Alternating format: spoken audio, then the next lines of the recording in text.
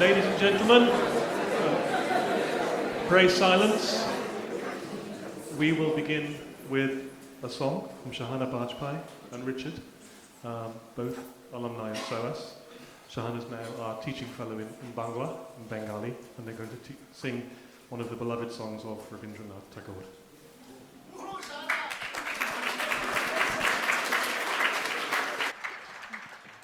Thank you so much.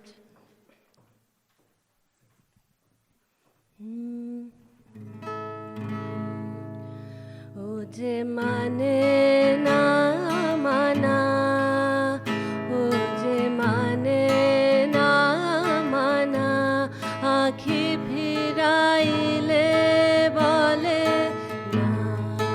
na na, o je mane na mana, o je mane na mana, aakhi phiraile bole na na, o je mane na mana, o je mane na mana, joto boli nai rati molino hoyeche bati, joto boli nai rati molino hoyeche bati, mukho paneche bole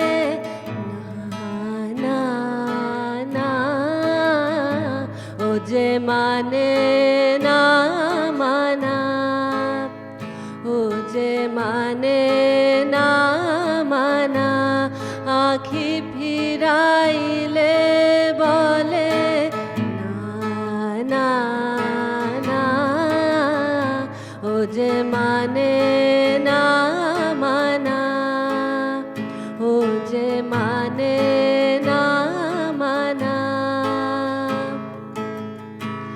বিধুর বিকল হয়ে খাবা পবনে ফাগুন করিছে হাহা ফুলের বনে, বিধুর বিকল হয়ে খাবা পবনে ফাগুন করিছে হাহা ফুলের বনে, আমি যত বলি তবে বার যে যেতে হবে, আমি যত বলি তবে বার যে যেতে হবে, মুখ পানেছে বলে না না, ও যে মানে না মানা, ও যে মানে না মানা, আঁখি ফিরাইলে বলে না না, ও যে মানে না মানা, ও যে মানে না মানা.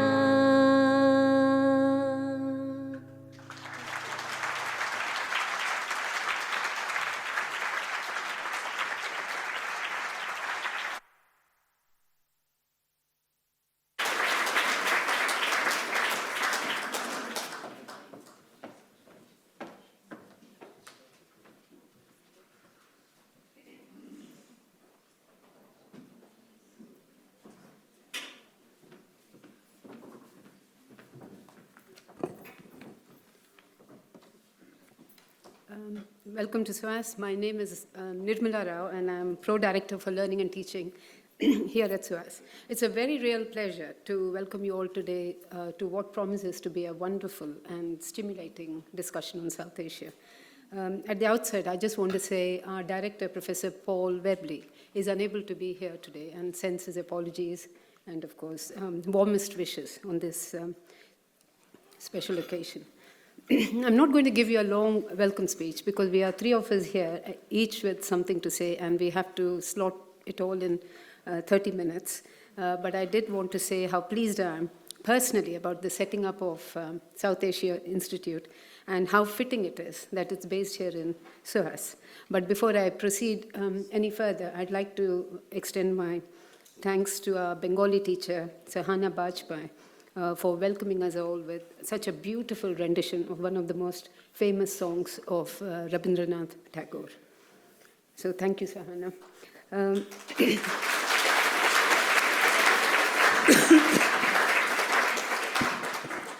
As many of you will know, SOAS is genuinely unique. It is the UK's leading centre for the study of a range of language-based humanities and social science subjects concerned with Asia, Africa, and the Middle East. But what makes us special? Our vision has a number of elements, and I'd like to stress just three, which I think are key. To focus on and engage with contemporary problems, to promote public understanding of the regions, and to have an impact on the world through translating our research into policy. Of course, to add to this is the international vision of our staff and students, the cosmopolitanism of our community, and above all, the regional focus which we see exemplified today. A typical SOAS student or member of staff is multilingual, has lived in the country they study, and are passionate both about understanding the world and about changing it.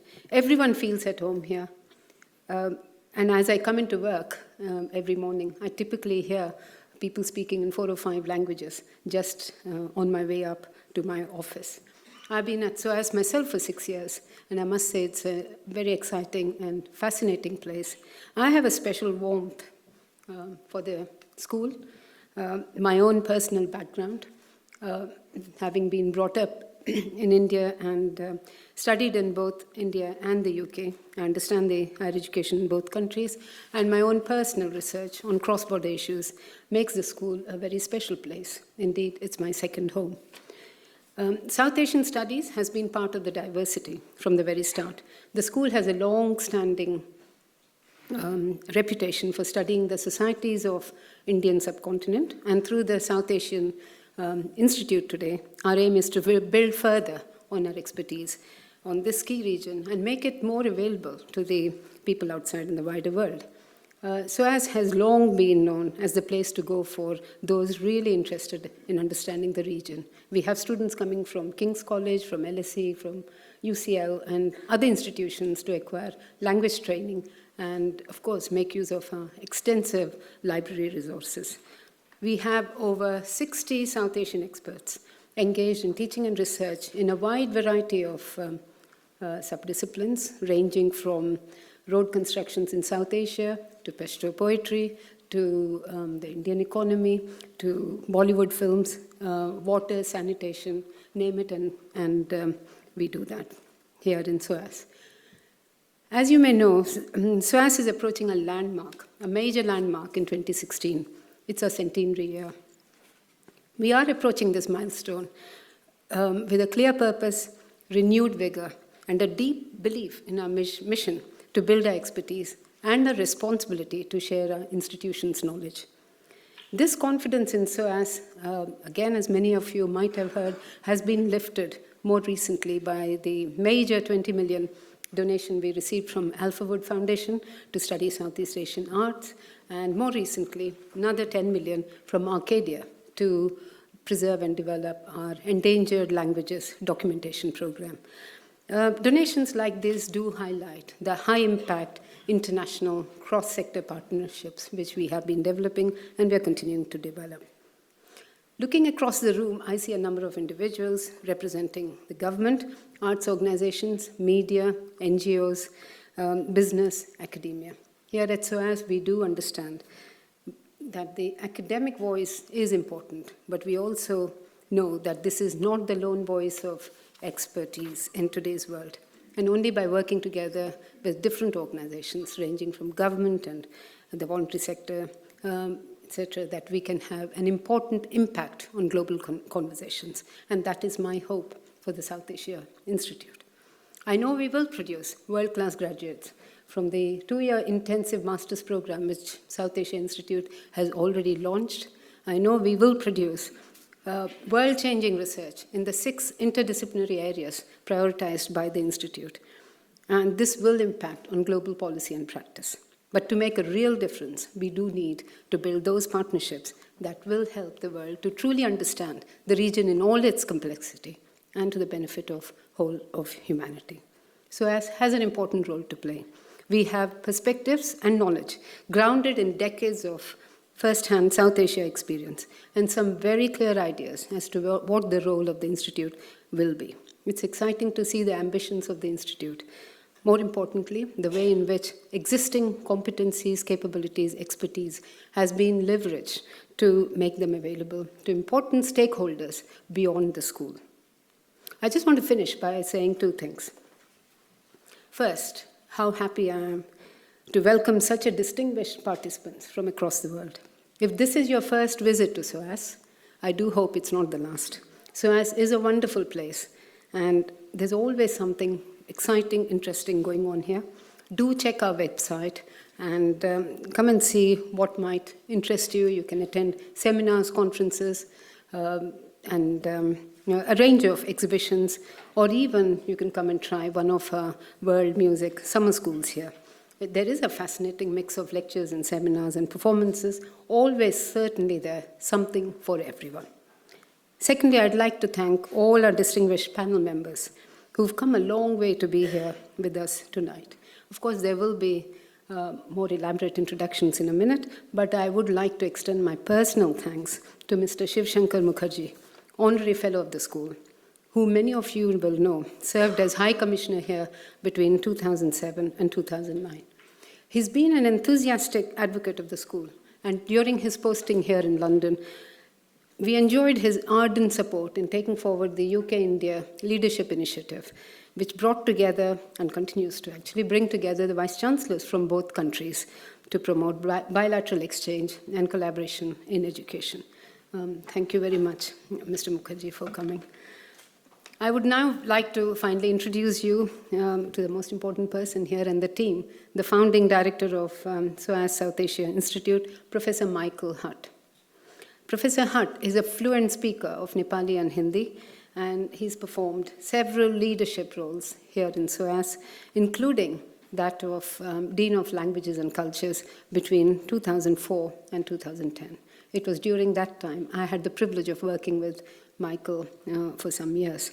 And I know that it was under his leadership that the faculty won a prestigious HEFKI government-funded Center of Excellence for Teaching and Learning for Languages of the Wider World. This was in 2005, which was subsequently recognized by the Queen in Queen's Anniversary Prize in 2008 for our language-based teaching.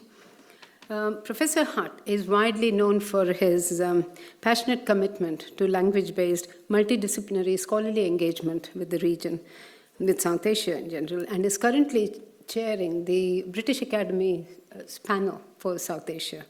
His long-held vision of bringing together the multiple strands within the school on South Asia into the single entity, as you will see today, has become a reality. So, Michael, thank you very much for all your efforts and hard work to make this happen. I will now pass over to Professor Hutt, who will say something about South Asia Institute and its role. Mike, over to you.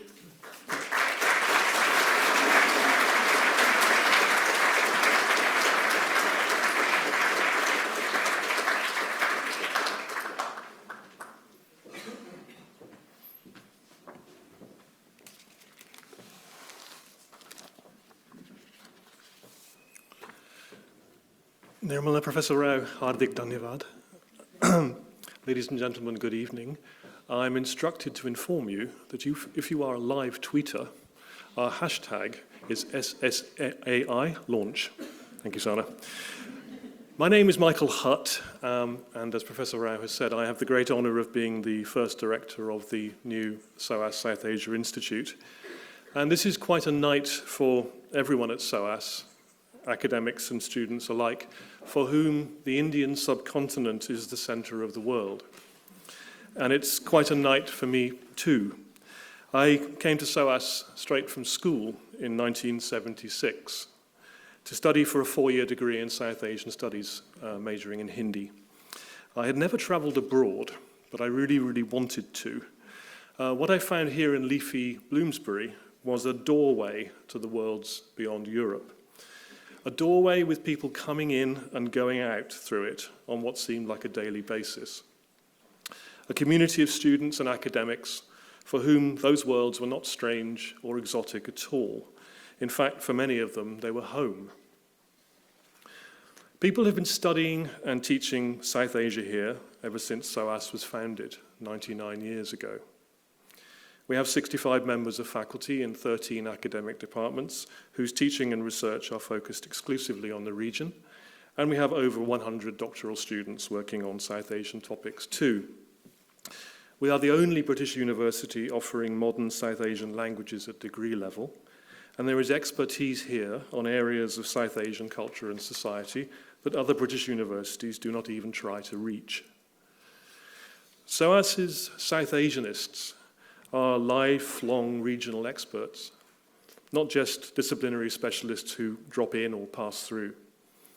All of them are now members of the new SOAS South Asia Institute, a hub which brings together all of this multifarious expertise in one place and harnesses its energies and its synergies like never before.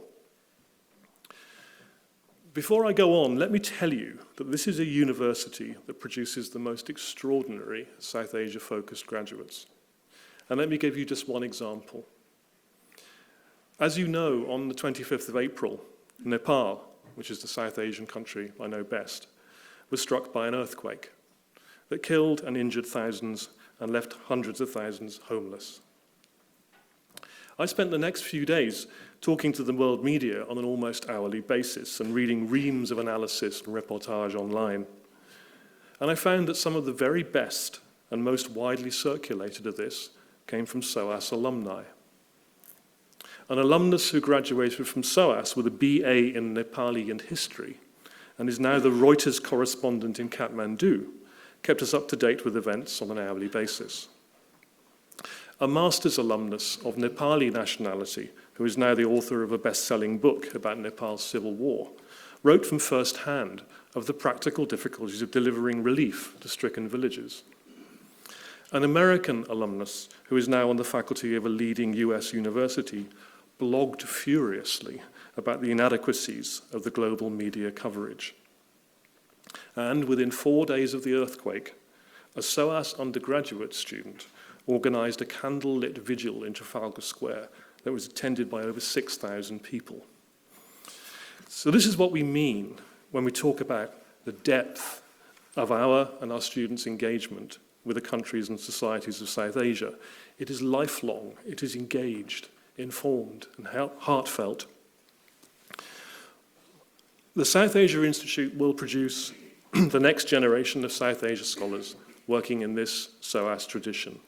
To ensure that we do so in this, our first year, we have launched a new 2-year master's program in intensive South Asian studies. The special features of this degree are its multidisciplinarity, its insistence on language study, and the inclusion of a semester at a South Asian university. The first cohort of students on this program will be heading out to Jawaharlal Nehru University in Delhi in August, and the Institute will be hosting visits from JNU doctoral students in return. The Institute is seeking additional funding that will enable it to establish new academic posts in key subject areas. Our priority areas include Bengali language, contemporary South Asian art, and religion, including Hinduism, Jainism, and Zoroastrianism. We would very much like also to create scholarships for students who are attracted to SOAS to study South Asia, but lack the funds to do so. We've already achieved some early successes in this area.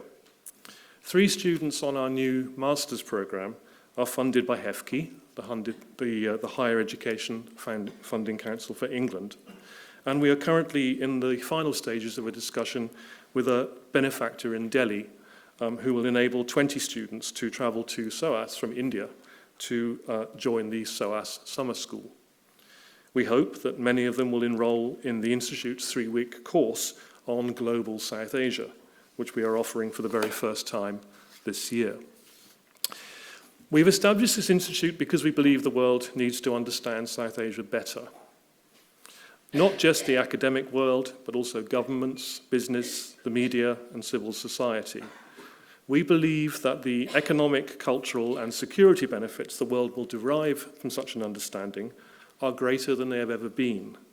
And we believe we have much to offer that is always distinctive and often unique. There's a great deal to do if we're to achieve our vision of producing the next generation of South Asia scholars in the SOAS mould, of sharing our regional expertise with a wider range of stakeholders, of strengthening our relationships with institutions of higher learning in India, Pakistan, and the other countries of South Asia. It is extremely heartening to see so many of you here today as we formally launch this new institute. And I know that we can be sure of your support in the months and years to come. I'm now delighted to introduce you to Dr. Navtej Puriwal, the Institute's Deputy Director, known to all of us as Tej. It has been an enormous pleasure to work with Tej and with our Executive Officer, Sana Shah, as we lay the foundations of this new institute. Tej and I are both SOAS alums. She took the MA South Asian Area Studies here in 1992 before going on to write her PhD at Lancaster. Tej is a multidisciplinary South Asian Studies department in her own right. Her publications cover a diverse range of subjects, including the Punjabi language, son preference and female feticide, Sikh religious practices in India and the diaspora, girls and education in Pakistan, and much, much more.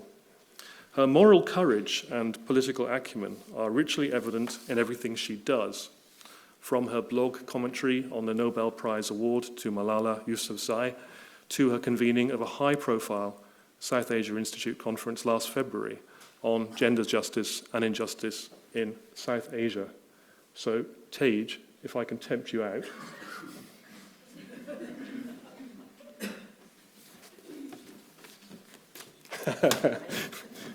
Over to you.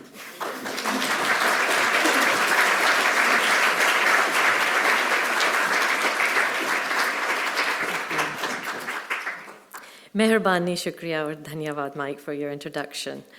It's an honor to stand here before such an esteemed audience of South Asia enthusiasts, coming from such diverse backgrounds, areas of expertise and interests. As Mike just mentioned, I joined SOAS very recently in 2014 as the Institute was being established.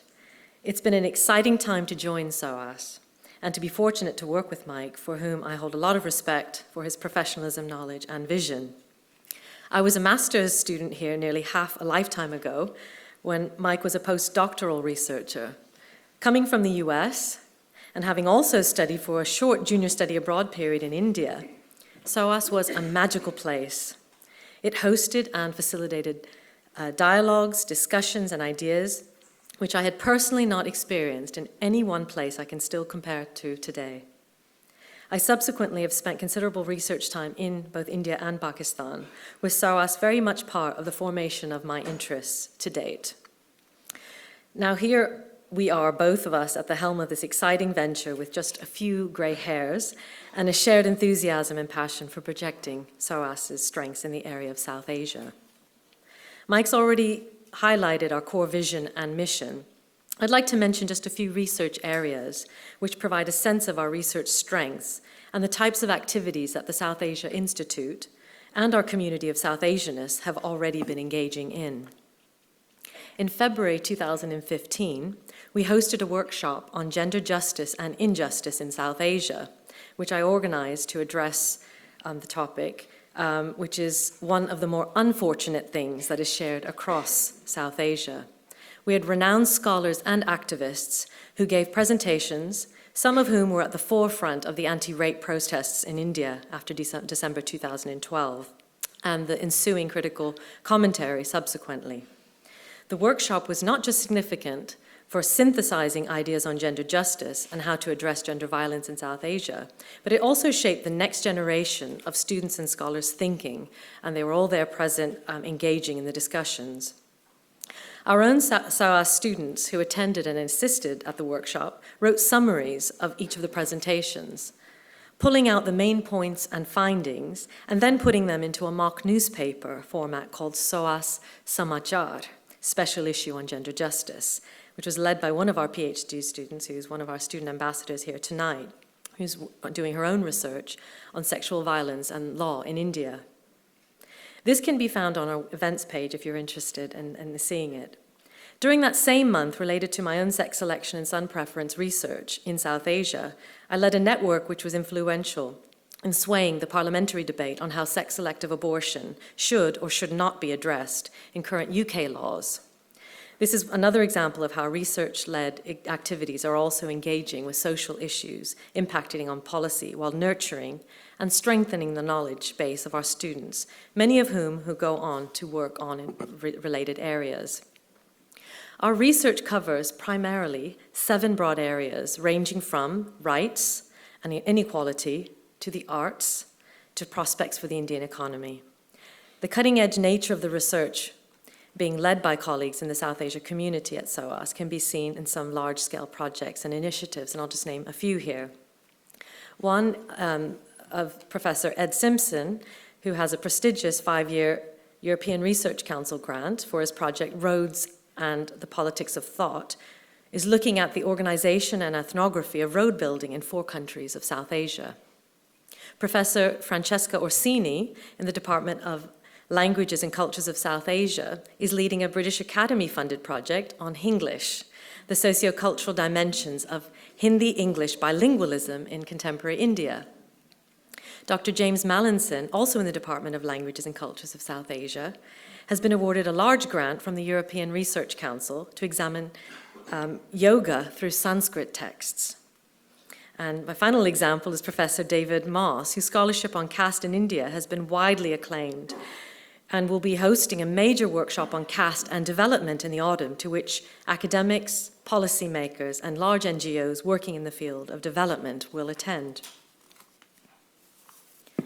Just as SOAS has a tradition of sharing its knowledge and expertise beyond its walls, the South Asia Institute hosts a vast array of activities on South Asia in the spirit of widening accessibility of SOAS to the world. Here are a few examples. One is a year-round program of seminars, public talks, and film screenings, which with high-profile speakers. South Asia Notes, which is a blog moderated by the South Asia Institute, which has commentary ranging from the 2014 Indian election, the Peshawar school tragedy, the Nepal earthquake, and the 30th anniversary of Operation Blue Star at the Golden Temple, just to name a few. There's also a new initiative of the Institute, which is a monthly gathering called Sangat Dialogue Punjab, which has a special place for me in representing the 3 Punjabs cutting across and connecting Punjab across India, Pakistan, and the diaspora, along with the Sangat team of scholars, enthusiasts, and poets, some of whom are in attendance today. We've attempted to create a somewhat liminal space here in central London by redrawing lines through poetry and music and crossing religious and national boundaries by explaining the rich tradition of shared poetry across boundaries and communities. In conclusion, and in the spirit of our message of South Asia across borders, I'd like to introduce a performance by one of our own students, Amrit Kaur Lohia. She did her BA in History and is now completing the MA History here at SOAS. And she has also sung at Sangat, I might add. She will be singing a piece she composed for the SOAS student production, Tales of 1947, based on the poem by the renowned Punjabi writer Amrita Pritam, Aj Akhan Varis Shanu, in lamenting the partition of India by invoking the region's renowned medieval writer, Varis Shah.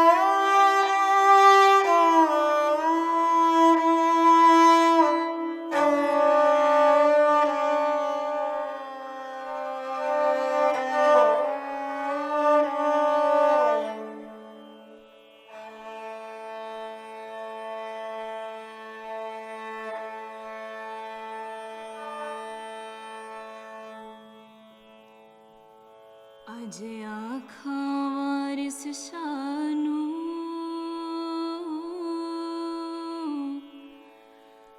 ਕਿ ਤੂੰ ਕਬਰਾਂ ਵਿੱਚੋਂ ਬੋਲ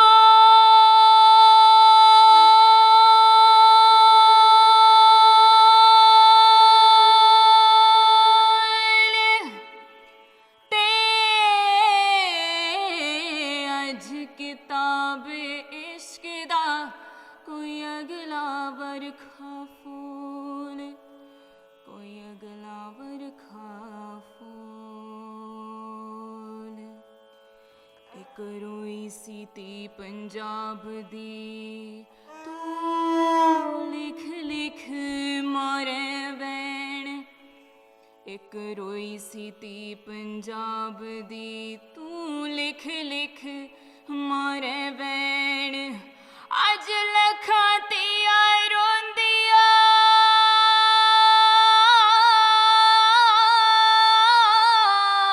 ਤੈਨੂੰ ਵਾਰਿਸ ਸ਼ਾਨੂੰ ਕਹਿਣ ਉੱਠ ਦਰਮਦਾ ਦੀਆਂ ਦਰਦੀਆਂ ਉੱਠਦਾ ਕਾਪੜਾ ਪੰਜਾਬ ਅੱਜ ਬੇਲੇ ਲਾਸ਼ਾਂ ਵਿੱਚ ਆ ਤੇ ਲਹੂ ਦੀ ਭਰੀ ਚਨਾਬ ਕਿਸੇ ਨੇ ਪੰਜਾਬ ਪਾਣੀਆਂ ਵਿੱਚ ਦਿੱਤੀ ਜ਼ਹਿਰ ਰਲਾ ਤੇ ਉਹਨਾਂ ਪਾਣੀਆਂ ਤਰਤ ਨੂੰ ਦਿੱਤਾ ਪਾਣੀ ਲਾ ਜਿੱਥੇ ਵੱਜਦੀ ਸੀ ਫੂਕ ਪਿਆਰ ਦੀ ਵੇ ਉਹ ਵੰਜਲੀ ਗਈ ਗੁਆਚ ਰਾਂਝੇ ਦੇ ਸਭ ਵੀਰ ਅੱਜ ਭੁੱਲ ਗਏ ਉਸ ਦੀ ਜਾਚ ਧਰਤੀ ਤੇ ਲਹੂ ਵਸਿਆ ਕਬਰਾਂ ਪਈਆਂ ਚੋਣ ਪ੍ਰੀਤ ਦੀਆਂ ਸਾਜ਼ਾਂ ਦੀਆਂ ਅੱਜ ਵਿੱਚ ਮਜ਼ਾਰਾਂ ਰੋਣ ਅੱਜ ਸਭ ਕੈਦੋਂ ਬਣ ਗਏ ਹੁਸਨ ਇਸ਼ਕ ਦੇ ਚੋਰ ਅੱਜ ਕਿੱਥੋਂ ਲਿਆਈਏ ਲੱਭ ਕੇ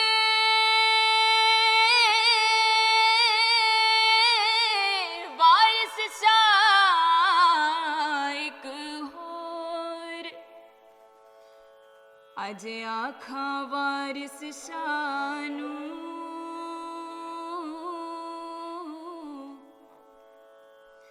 ਕਿ ਤੂੰ ਕਬਰਾਂ ਵਿੱਚੋਂ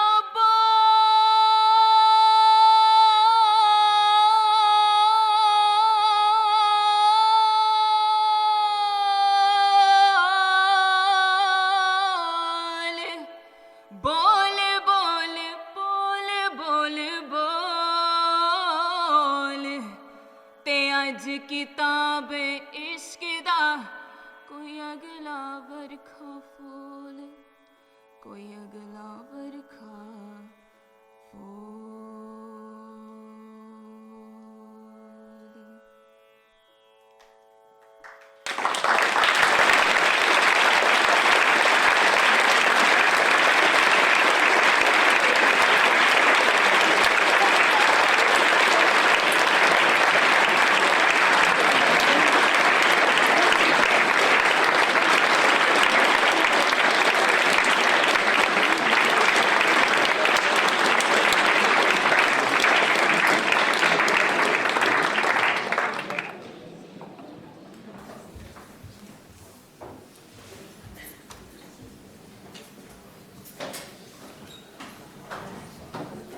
It's a very hard act to follow, yes. I think the only word is wah. Thank you, Amrit. What better way to showcase the message, I think, of the theme of South Asia across borders than through that knowledge and talent and creativity from one of our own students. So over to the panel, and I would like to welcome the panel, from, as has been said, from far and wide. Tonight's panel's discussion will be chaired and moderated by Mishal Husain. Mishal's is a voice and a name known to millions across the UK and the wider world. She's been appearing regularly on news programmes across the BBC network, nationally and internationally, for 15 years. And since October 2013, she's been waking us up every morning on the BBC Radio 4's Today programme. Mishal has extensive experience of reporting live for BBC News on location around the world, including from Pakistan after the death of Osama bin Laden and the assassination of Benazir Bhutto. And in October 2013, she interviewed Malala Yousafzai exclusively for BBC News and returned to Pakistan to retrace her campaign for girls' education in the Swat Valley. Mishal has been described as the consummate global citizen. So she should feel at home here at SOAS.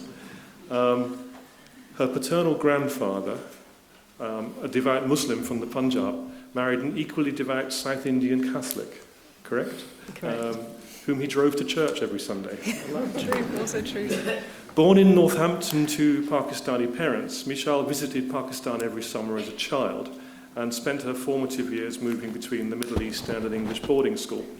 She studied at Cambridge University, where she read law, and went on to complete a master's in law at the European University Institute in Florence. She had no idea, she says, that sitting on the kitchen floor being made to read to her mother in Urdu would leave her well placed when the focus of world news shifted east after 9/11. In 2009, she was named by The Times as one of the 5 most influential Muslim women in the UK. And last month, she won the Broadcaster of the Year award at the London Press Club Awards, on which very many congratulations.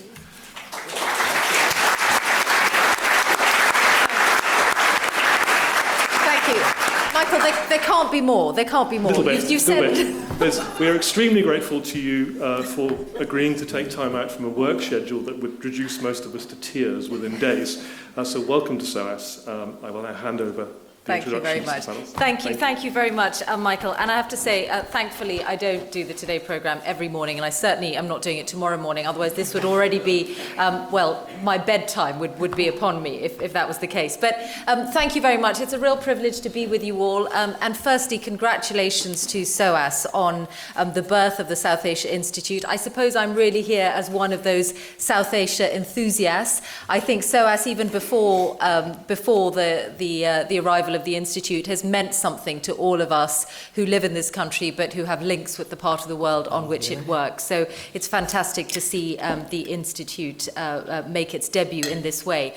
And I'm delighted to welcome our panel, because this is really an opportunity to talk about the region in broad terms, about what it means to the diaspora, what it means in terms of potential, and how perhaps the Institute could be part of a scholarship that helps to harness that potential. So fittingly, this is not a panel that is completely representative of South Asia, but we do have 2 Indians, a Pakistani and a Nepali, and I'm really pleased to welcome them all. Namita Gokhale at the far end, writer, publisher, co-founder of the Jaipur Literary Festival. Delighted that you're here in London. Kanak Manik Dixit, author, journalist and founding editor of Himal South Asian magazine based in Kathmandu.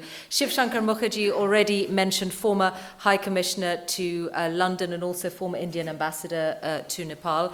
And Maliha Lodhi, now Pakistan's ambassador to the United Nations, but previously High Commissioner to London and ambassador to Washington, and also my first ever boss.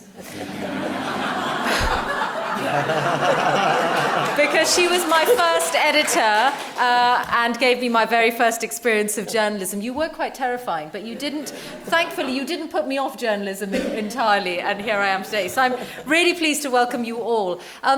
So our subject is South Asia Cross Borders, and we've heard some musical performances already this evening, and clearly, culture is an important part of what binds the region together. But perhaps I could start with you, Maliha, because we have to be careful that this is an experience that is rooted in the present day, and that nostalgia doesn't take over our debate. Well, I can't resist, Mishal, responding to how you describe me as your former boss, because, I'm always holding my breath because of the way people introduce me, because it sort of gives your age away.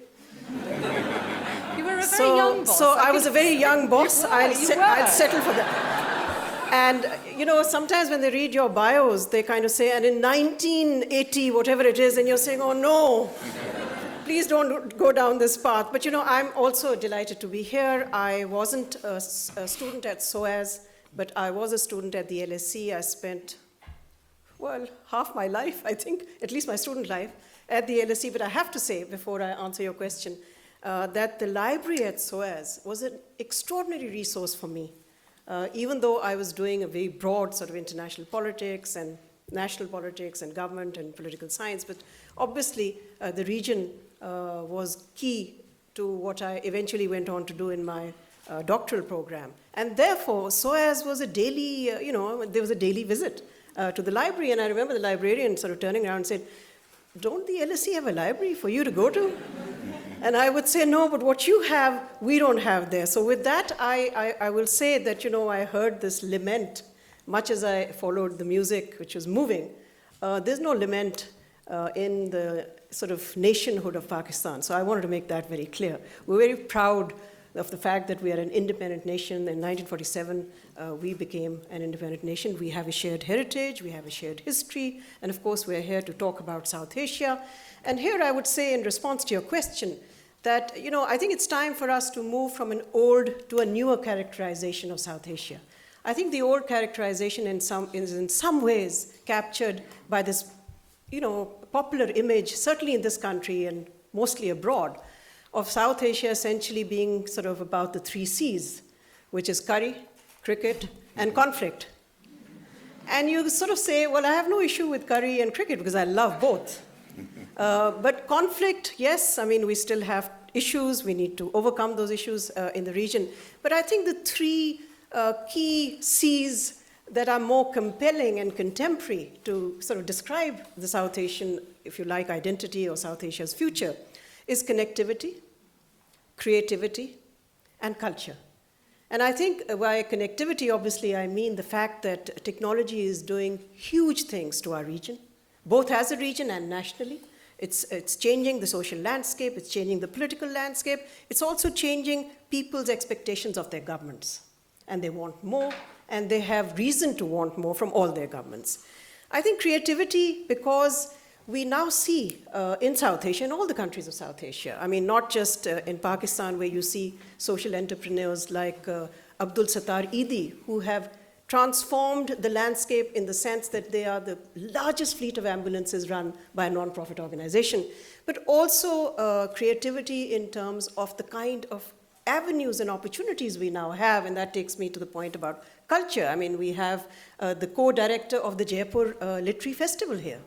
What we are seeing in the region, in Karachi, for example, we've followed the success of Jaipur by holding one of the largest literary festivals that my country has seen in Karachi, where almost 150,000 people came to celebrate. And Lahore. And Islamabad. Okay. So there are Melina, 3. I would never have had the nerve to stop you talking while you were my boss, but I think I do have a license to stop you talking this evening.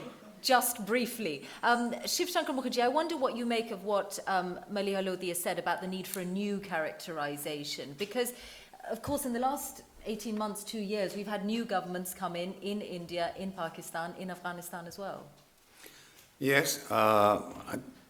First of all, I'll just take a second to congratulate SOAS on the new institute. The number of specific South Asia departments, when I was in Washington, I'm sure you found the same, was actually coming down. To see a world-class institute like SOAS starting off with introducing an entire department focused on South Asia, where 1/5 of the world lives, is really, really heartening.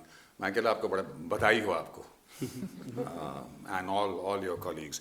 Yes, I'd like to comment on everything that Maliha said, but I'd like to take up one thing she said, because I was involved in that kind of exercise in Nepal, is connectivity.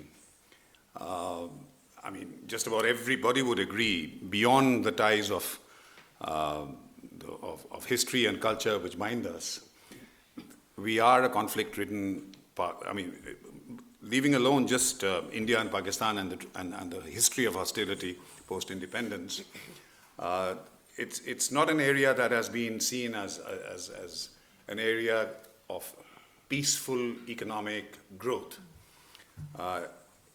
It is true that in recent years it has been that South Asia has been among the fastest growing economies as a whole in the world, averaging about 6%, but that's not the perception the world has. So when you're talking, when you wanted me to talk about what you said about the new beginning, yes, you have a Pakistan which has handed over power from one democratically elected government to the other. This is not an era where we can, if we want to nitpick, we can nitpick about Pakistan's military oligarchy and so on and so forth. The fact remains that you either see the glass is half full or half empty. It has handed over power from one democratic government to another. India is proud of its democracy and it's visibly noticed worldwide. Bangladesh has seen a succession of democratic governments. Nepal has got rid, through a very genuine people's movement, got rid of a 250-year-old monarchy which meddled in the democratic sentiments of the Nepali people and is now, with all the problems it is facing, a genuine democracy. Even a country that is on the verge of admission into SAARC, the South Asian Association, Myanmar, is showing very, very purposeful signs of moving towards democracy. So it is a new era already. This is it. It is a new era already. I think, and there's enough of in academia, among the people, in media, in think tanks, and very much so in government, which is actually far more important than all the rest put together, regardless of how people mistrust their governments. It is true that the sort of momentum of thought that wants to pursue economic growth and a better life for its people is now much stronger than the old parochial I'll fix you kind of mindsets. There's no doubt about that. I don't want to, India and Pakistan, their relationship to dominate this entire discussion, but I do want to ask you briefly. I mean, much was made about, Modi and inviting Nawaz Sharif to India for his inauguration. It feels to me as if that hasn't, beyond that opportunity, not much has been built on it. Is that fair? Well, there's this little divide, actually more than a little divide between, and I'll put it bluntly, between practitioners of diplomacy like Maliha and myself and what we call armchair analysts. I mean, if the world expects a visit by Prime Minister Nawaz Sharif to change the course of Indo-Pakistan relations in the course of that visit, it's not going to happen. No, that wasn't the point I'd make. I'm just saying what is happening to build on the new beginning politically. The beginnings, look, let me put it this way. The beginnings and the course it will take, hopefully, towards a better future in terms of relationships, cooperation most of all, is going to be incremental. It is not going to be a sudden quantum jump. An event that sort of, is the kind of game changer that completely changes things overnight. It's not going to happen.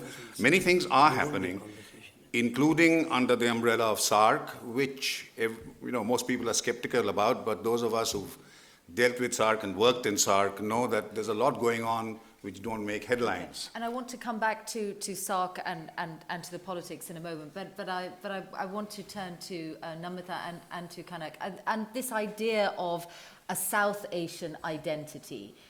Do you feel it exists beyond nation-state boundaries and individual citizenship, Namita? I certainly feel it exists, and I'll quote U.R. Anantamurthy, one of the greatest Indian writers, and he said, the more you search unity, the more you are struck by the diversity.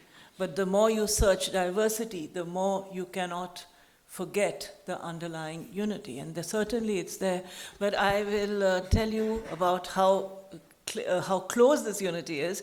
When I spoke in Nepal, I go to Kathmandu quite often, and when I was introduced there last time, I was introduced as being from a former colony of Nepal, which I am, because I'm from Kumaon, and for years, Kumaon was ruled by Nepal for many, many, many years. And yeah, we are an old colony of. So, I have many layers of colonial history, not just the British, though they haven't put up a SOAS in Kathmandu. So certainly that identity exists, and I'm not, in this distinguished gathering, I'm not a graduate, sadly. I've learned experientially on my thing. And the Jaipur Festival and all the things we do have shown how close these identities are. When you are talking about Sark and wars and things like that, Nepal, in Jaipur or in Lahore or in Karachi, I'd say the North Indian literature and linguistic bond is deeper than it is between North India and South India. Any time. Amrita Pritam and Punjabi literature can bring tears to the eyes, which it cannot raise the same. And the same across Bangladesh and Bengal, that Tagore evokes deep feelings across. So what I have learned in brief is that the linguistic borders are much more important than the straight lines of the political borders. Food, music, culture, these things cannot be erased. Even with the advent of globish, they do not go away. And they are very strong. So you have a Sindhi community in India and a Sindhi community in Pakistan, which share literature, and they meet, they talk, and they're in constant conversation about how this ancient language is evolving. You have Urdu across borders, you have Multani, you have Saraiki, you have Maithili as the second language in Nepal, which is the first language in Bihar. You have Bangla across the borders. You have Tamil in Sri Lanka and in Tamil Nadu, and the whole diaspora Elam literature which comes from that. Yes. And the opposite of that is, I mean, my grandparents, for example, one set of my grandparents, their common language was English. There was no, from different parts of South Asia, they couldn't have communicated. True, but what I'm trying to say is that, of course, English is also an Indian language, but it is. We have more English speakers. I'm never very good at statistics, but there are a considerable more number of English speakers in India than you might find in England. And we get our, so it's but English is both the problem and the solution, because in the literary field, what happens is that there is so little cross translation across the Indian languages that English is this incredible bridge language where we can read translations. Yes. But it is also a problem because to get the true South Asian identity, you need more conversations across Indian languages, language to language. You need more Bengali, Malayalam conversations, and so on. But I won't go on. I'll let you carry on with your others. Kanak, you've written about the idea of a South Asian identity and how it can sometimes be hijacked by or overtaken very easily by the nation states. Yeah, I think the genius of the people of South Asia, who make up almost 1/4 of the world's population, can never be achieved only through the nation-state format. May it live long, that format. But something is missing, and because we have new nation-states, if you discount Nepal, which has been around for about 250 years, all the other countries, the nation-states and the nation-state elites are all born since 47 and 48 for Sri Lanka. And so I feel that the new nationalisms are still being formed, and that is the preserve of the national elites, particularly in the capitals, and may that prosper. But I sense that that is not enough to give a sense of a link to history and link to the future. Requires something extra. You need to go back to your village, to your district, to your state, to your province, to your language in one side. You have your nation state, but then you do have to have South Asia. But the South Asian identity has not been done justice to, and this is where I bring in the SOAS initiative with the South Asia Institute, because I've written it down here. The scholarship on South Asia till now have been essentially the preserve of the innocents, the befuddled, and the romantics. And you need to now go into depth in terms of what does it mean? What do we mean by South Asia? And how do you make South Asia actually a threatening topic? because nobody is threatened right now. South Asia, it's a very soft focus, kind of a diffuse globe And you think somewhere. it needs to have that edge? It needs to threaten some people so that there is a debate. Because what I have realized, and I'll end with this, it's just that saying that we are all bhai, we are all bahan, we all have a shared culture is not enough, evidently.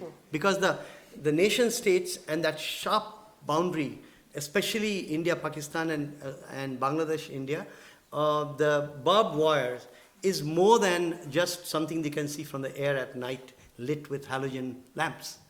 What it means is actually a bifurcation of cultures. It is happening slowly. I'll give you one example. Pathan Khan, you mentioned Saraiki. Pathan Khan was a great Sufi singer from Multan. But the fact that he died actually did not create a ripple that I could see in India. Whereas if that border had been porous, there would have been an impact throughout South Asia and India. But today we have a situation where the rest of South Asia does not even know that there is a language called Saraiki. So what does that mean? We have lost something of our link to our heritage. But going ahead, it is not enough only to say we are all alike. What I have come to realize is that to get past the innocence and the befuddled and the romantics, you have to be more serious in your scholarship. And it seems that what you require is what Maliha talked about, connectivity. It's become the new buzzword. We should make sure that it doesn't convert into a cliche by giving depth to the scholarship. What do you mean by connectivity? Stakeholders to the peace process. Economic linkages, which will make sure that the next time there is a bomb blast somewhere, 6 years, 10 years of work does not collapse because there are stakeholders. I feel that if you take that path, then the culture is always there to pick it up. Thank you. A lot of people have sent in questions in advance. I want to turn to a couple of them now. Sarah Chola, I think, had a question relating... Do you want to come up to the microphone so that we can all...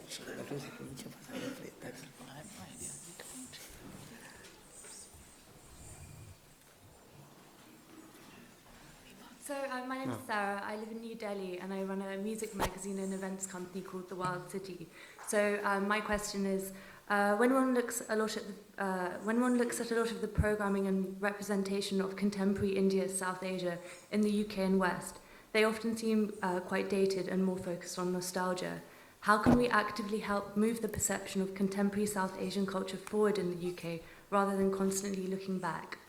Namita, you're here because you brought there's an offshoot of the literary festival. So step back into yesterday. If there was a little time machine, you could have gone over the weekend to the Jaipur Literature Festival at South Bank, and where I agree with you completely that there is a dated and a rather lazy feel to the promotion of South Asian culture here. And in many other places around the world, because it's such an easy thing to cliche and to just sort of make it into a easy curry flavor. But I think in the last 2 days, we had some wonderful programming, and a lot of it was due to wonderful people from SOAS who were there. Michael Hutt was there, Somnath Vatabyal was there. I was so sorry that a wonderful person I can see in the third row, Mr. Jim Mallinson, was not there.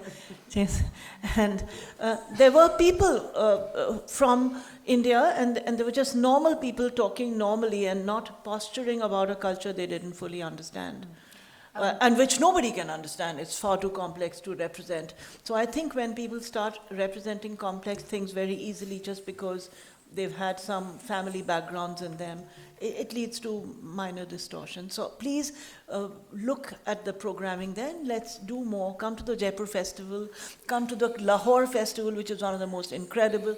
I mean, so things are happening, and I think engaging with them, you should be doing some yourself. I want to bring the discussion back to politics now, and perhaps to pick up on what Kanak was saying about the harnessing the full potential of the region. Prakash Kanal, thank you. Your question. Hi, I'm Prakash Kanal. I have a question to the panel, and from what we are hearing, it seems that I have to really modify my question a little bit. So the first question actually I had in mind was, it's good to hear that, we are still hearing about SARC, which I thought was a dead institution. And Which you thought was what? We are hearing about Dead institution. Dead, yeah.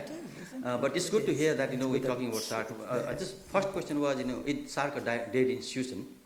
If not, if the panel doesn't think so, so how SARC, the South Asian Association for Regional Cooperation, I'm sorry to have brought this in, maybe a lot of you are not aware of that, maybe it needs a little explaining, but how this SARC could be made a bold and dynamic institution like EU. Okay. And other, if I may, I would like, I thought that suddenly, this SARC could have another role, actually, like the connectivity, like we talked about connectivity. Probably SARC could play a role, academically also, in connecting institutions which are trying to promote, which is not very political, which is a very contentious issue in our region. All right. So it might Thank be a you. supporting role. Thank you. So Shiv Shankar Mukherjee, is SARC a dead institution? Well, I don't think so. I don't think it's either dead or even on artificial life support. We're operating as usual under the tyranny of time. Let me answer you very inadequately in just a couple of minutes.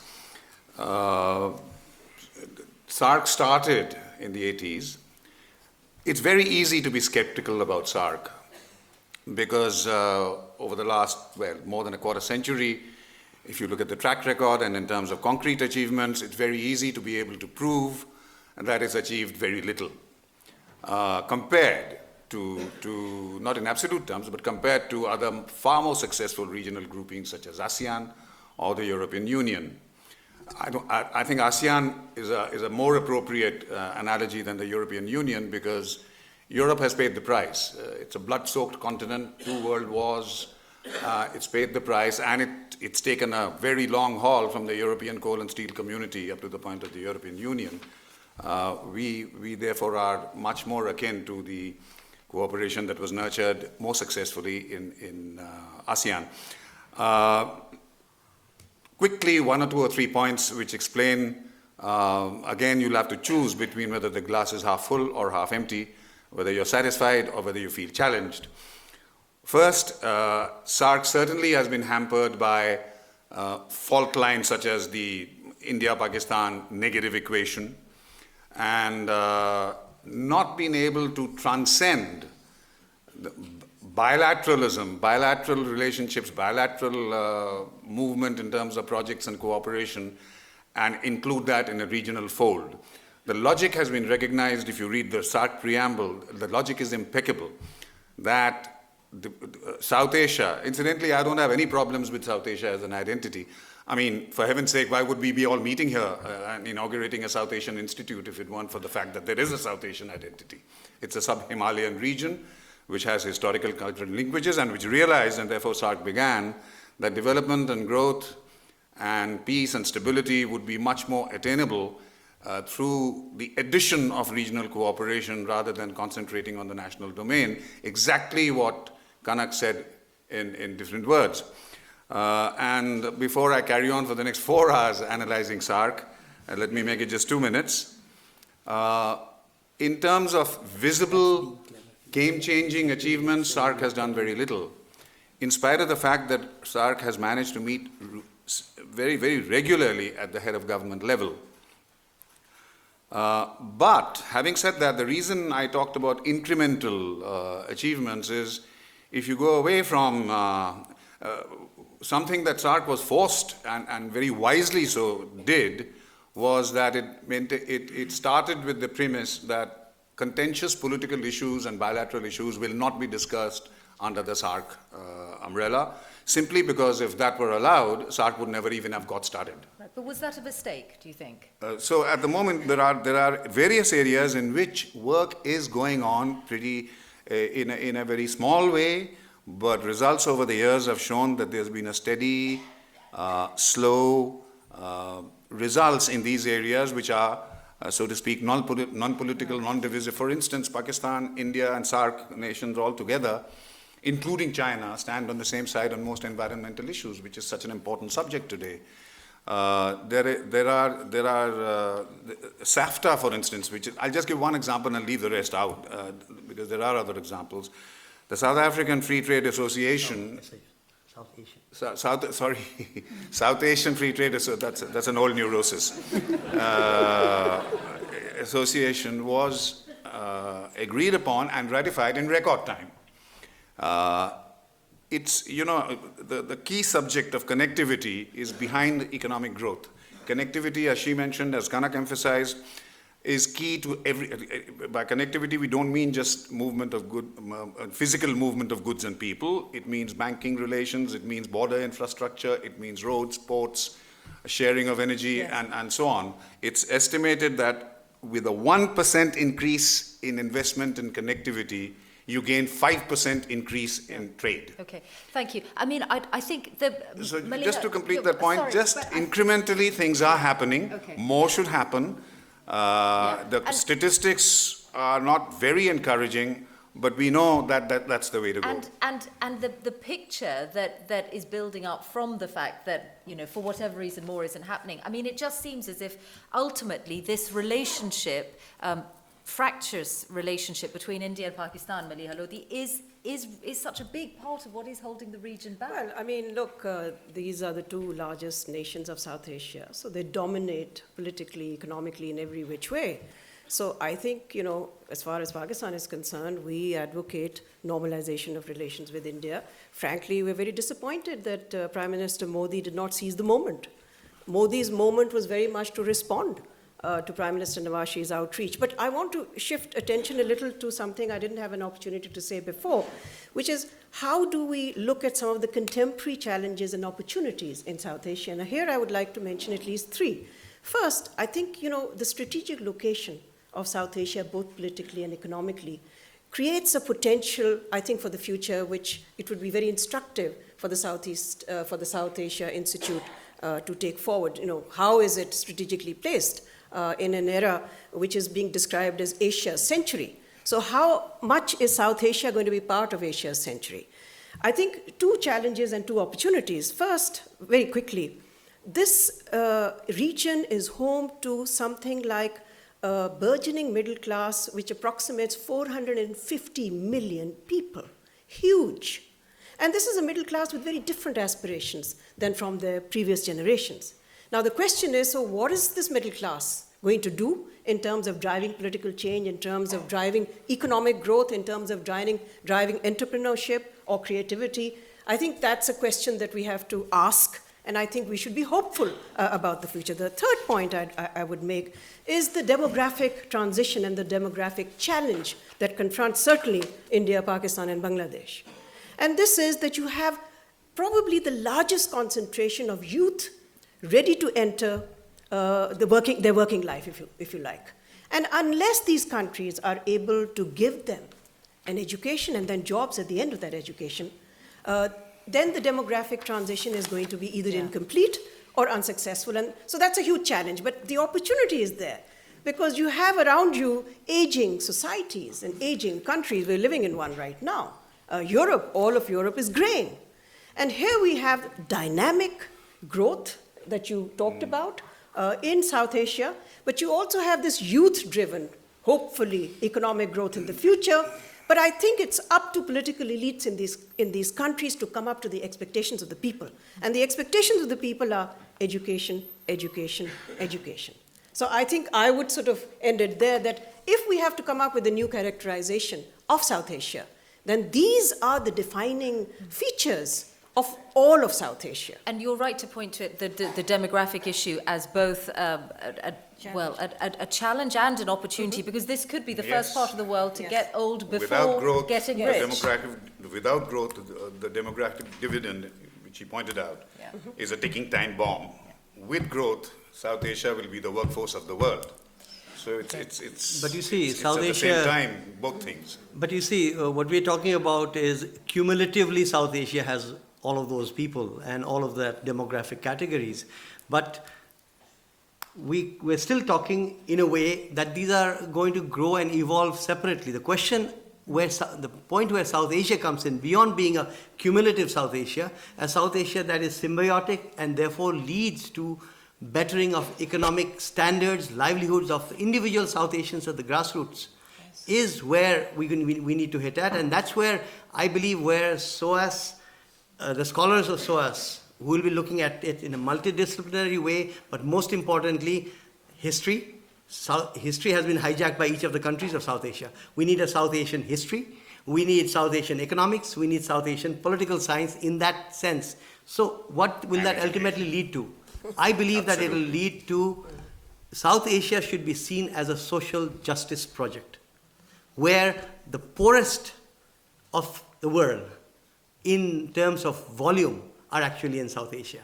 But I personally think that they will not be able to rise if India, Pakistan, Bangladesh, Nepal, Sri Lanka can't sort it out together. Okay. So therefore, it should be seen as a social justice project, and that is what has not happened by the scholars thus far.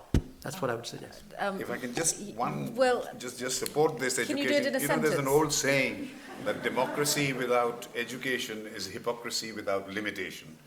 So, once SOAS this institute has a great task in front of it. Yes, there's a lot of expectation being put on your institute, Michael and Nirmala. So you've got your work cut out for you. I could put in a quick word here, which is important for SOAS, is that the most difficult thing in the Indian languages is the lack, and the South Asian languages need textbooks with social studies, political, economic things in their own languages, so that the English and language divides and aspirations don't get broken up. I agree with that. Otherwise, that education is meaningless. Okay. I've just seen Michael Palin in the audience, and I just thought, I don't know if we can. I don't think you need a microphone, Michael, but I wonder how you see this discussion, because you've brought so many different parts of the world to. Not just the viewer in Britain, but your series is seen around the world. South Asia cross borders, what does it mean to you? Well, I'm quite interested in the differences between people as well as what makes us all the same. So I think those are the interesting things for a traveller to see.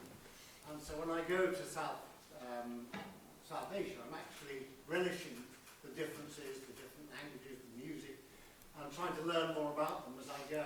So in that way, I suppose I'm saying that by all means, let's think of South Asia as a unit, but there are so many different rewarding aspects to be found in seeing it as a diverse collection of communities.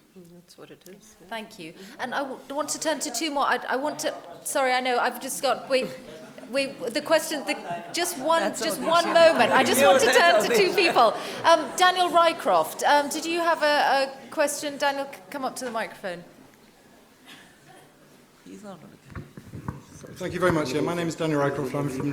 I'm from the University of East Anglia. My question is about India's visibility on the global stage with the election of Modi. India, I think, has achieved a new level of visibility. People are understanding India as a potential global leader. So my question is, how do India's neighbours perceive that sense of power? Do you want to go first? Can I? Yeah. I'm happy to follow him. I think, by and large, I can't speak for all the neighbours, but I can speak for a few of the neighbours.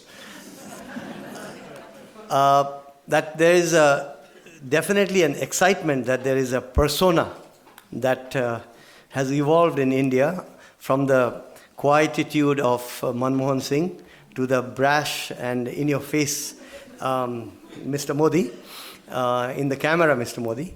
I think the people, what they want to see is they want to see the sustainability of this model.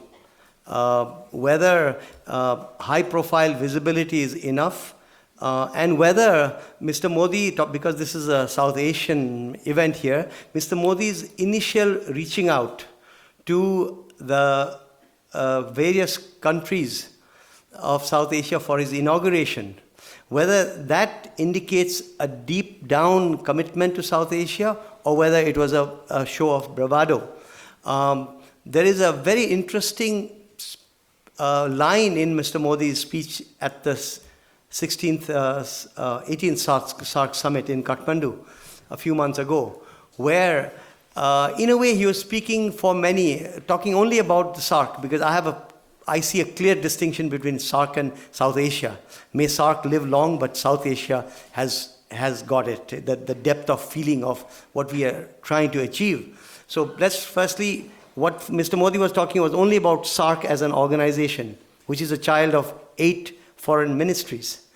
He said, because there's a rule within SAARC of consensus. You all decide together to go or not to go on any subject. That is what hobbles it. He did say, all of us or some of us. This critical line of his in that speech has not been appreciated enough in positively or negatively, because SAARC actually is so little studied by scholars. But what he was saying was, if all the countries of South Asia cannot agree on something, well then let some of us agree. But then that will also mean a sort of a closure or a weakening or a dilution of SAARC. So I'm answering you in a kind of a roundabout way, bringing in the South Asia element. As far as Mr. Modi, personally, how is he seen?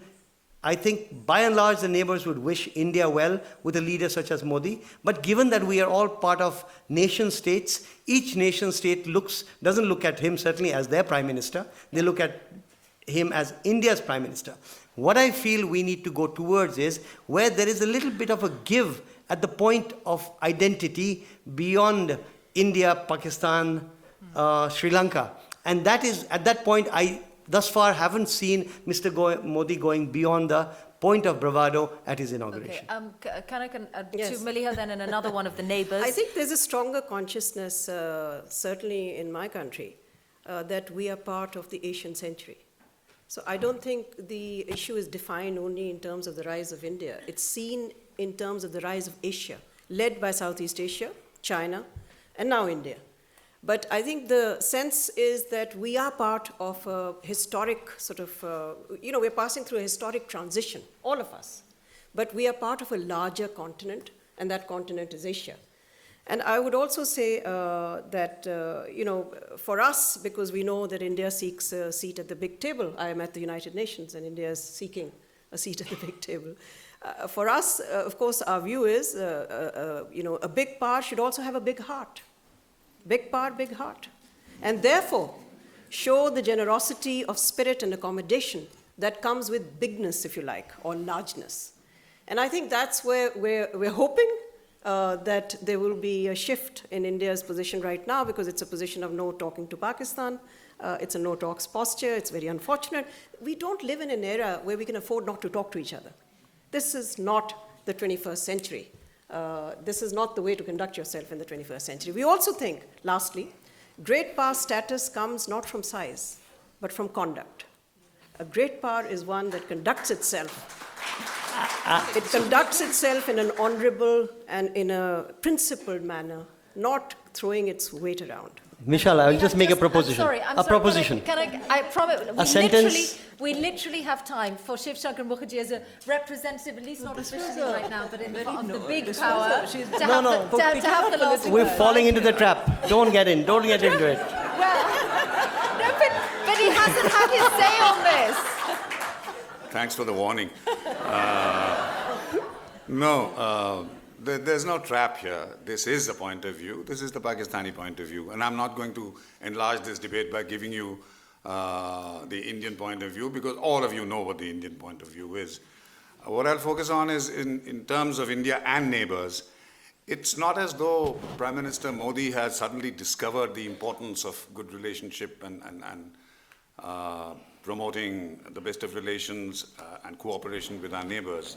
I've only had one job in my life, which is the Foreign Service. And I can tell you in 40 years, every change of government, when we meet the Foreign Minister or the Prime Minister and the new government tells us bureaucrats about its priorities, the first thing that is mentioned is the most important thing in our foreign policy is our neighbors. So that's nothing new. The point is what actually that government or that Prime Minister does. So far, I think in the exactly 1 year, yesterday it was 1 year, in Prime Minister Modi's government, quite apart, I am not a great believer, and my professional experience sort of leads me to believe that sudden gestures change the course of history of large nations like we have in South Asia with very, very ancient histories, pre and post-partition or whatever, or But I pre have and to say, post-colonialism. peace can't come on a slow track. Peace has to be on a fast track. We Well, can't be on a slow track to peace. Depends on what you mean fast and slow. I mean, But It means exactly. you know, the Himalayas have been growing very fast, but it's 30 million years. Okay. I think I can only close this discussion by saying South Asia Zindabad. Thank you very much to all the panel. Michael, back to you. Thank you.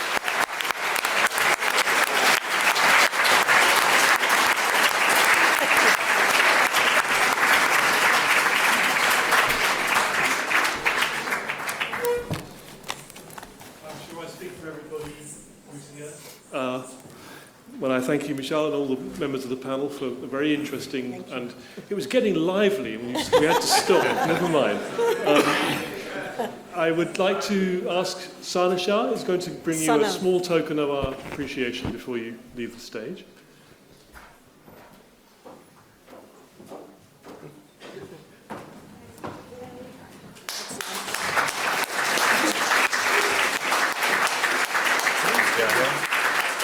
Very good.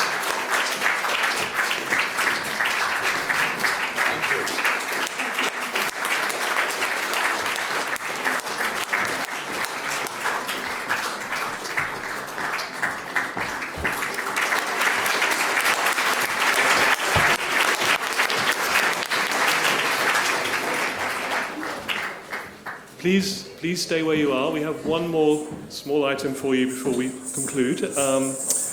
I'd like to first thank everybody for making this happen this evening.